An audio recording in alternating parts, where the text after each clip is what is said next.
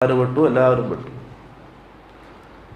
അത്രയും ശ്രേഷ്ഠതയുള്ള ഒരു കാര്യമാണ് നാം കൊണ്ട് നടക്കുന്നത്. കേവലം അതൊരു പഠിച്ച് കോഴ്സ് പൂർത്തിയാക്കുന്നൊരു രീതിയാക്കി മാറ്റരുത്.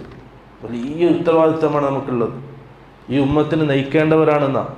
ദീൻ പഠിച്ച്, ഖുർആൻ പഠിച്ച്, സുന്നത്ത് പഠിച്ച് വഴിതെറ്റിപ്പോകുന്ന ഉമ്മത്തിനെ നേരായ മാർഗത്തിലേക്ക് നയിക്കേണ്ട ഒരു വലിയ ഇമാമിയങ്ങളാകേണ്ടവരാണെന്നാ.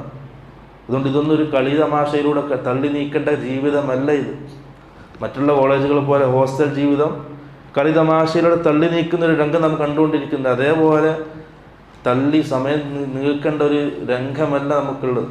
വലിയ ഗൗരവത്തിൽ സമയത്തെ കാണുക, സമയത്തെ ഉപയോഗപ്പെടുത്തുക, അള്ളാഹുവിൻ്റെ ദീൻ അള്ളാഹുക്ക് വേണ്ടി പഠിക്കുക, ഇഖ്ലാസോടുകൂടി പഠിക്കുക. അള്ളാഹു സുബ്ഹാനഹു വ തആല നല്ല നിലയിൽ ദീൻ പഠിച്ച് നല്ല ഇമാമിങ്ങളായി ജനങ്ങളെല്ലാവരെയും നേർമാർഗത്തിലേക്ക് നയിക്കുന്ന നല്ല ആലിമ്യങ്ങളായി നാം